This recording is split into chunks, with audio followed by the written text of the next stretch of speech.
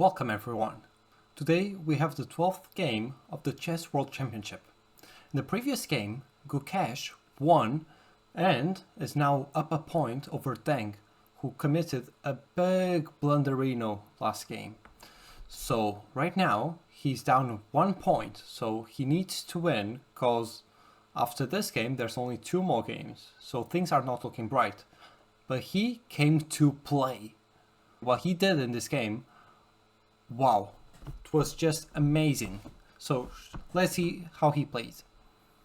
So he started with the English opening, c4, e6, g3, d5, bishop to g2, knight to f6, and look at the time. It's already an improvement over the previous game, because he still hasn't spent too much time on any move. We have knight to f3, d4, castles, knight to c6, e3, bishop to e7, d3, then we have taking on e3, and then just taking back with a bishop, and e5. So we can see that the players are developing, and the engine is just showing, generally speaking, quite a balanced game. But, you know, what the computer says and the game that you play yourself are not the same thing. And right from the start, we have Deng with the nice position, and let's see what he did. So right now the engine is showing 0.59, so he moves the queen to c2, we have rook to e8, and knight to b5. So we can see that all Deng's pieces are quite active. Once this knight leaves that square, everything will be pointing in that direction, everything will be open. Deng has quite some pressure, while Gukesh, well, it's not an easy position for him. We have bishop to f5, rook protecting the pawn in case the queen leaves one day, knight to d7, queen to d2, also coming out of the pin of the bishop. We have retreating move from the bishop to g6, have d4, e4, and then look at this knight. Instead of coming somewhere here, no, he just comes backwards and probably planning to do something like this or that. So quite the unexpected move. You know, maybe for these guys it's easy. I assume not, because look at their times. They have thought quite a bit, but it's so counterintuitive to just make such a move. Or the move that Deng also played, king to h2.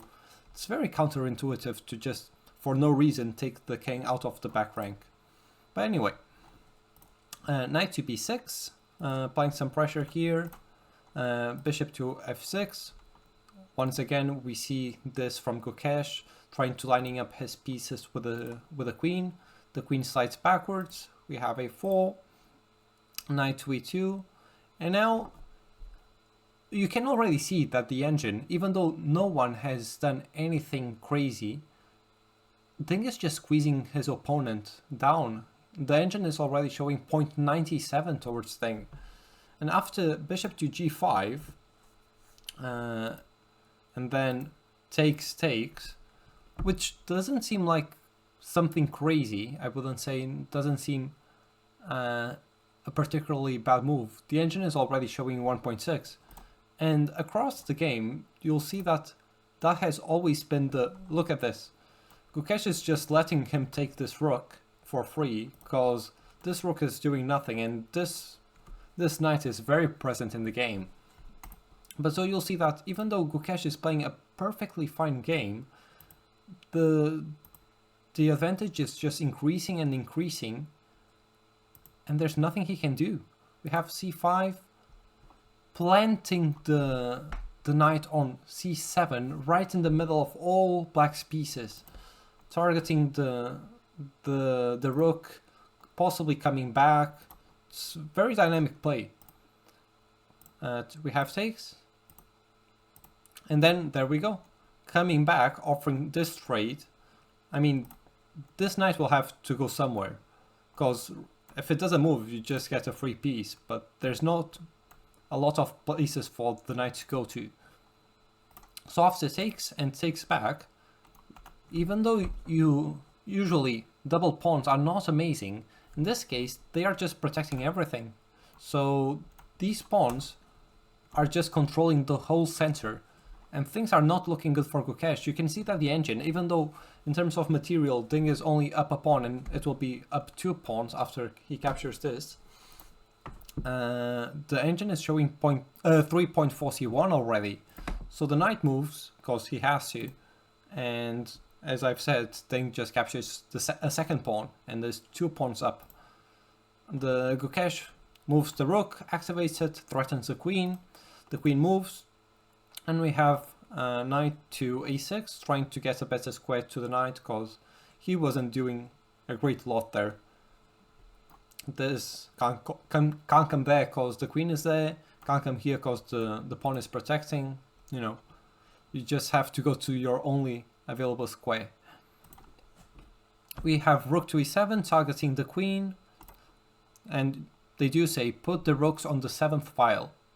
That's where they are the most powerful.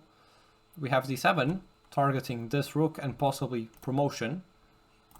The rook moves, once again targeting the queen moves. We have c2, and after bishop d6 and f6, Ding unquirks an amazing move, rook to g7, and Gukesh resigns. Why? Because after you take this rook, we have a sacrifice of a bishop that leads to a promotion and eventually mate. So an amazing game by Liren. He now shows actually the true power of Ding. So far all he has been doing are draws whenever he is white, but the second he loses to Gukesh and is down a point, he brings his best game and obliterates Gukesh.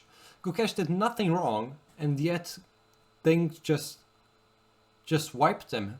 It was very well played by Ding, an amazing game. I would even say the best game so far. And that was the game.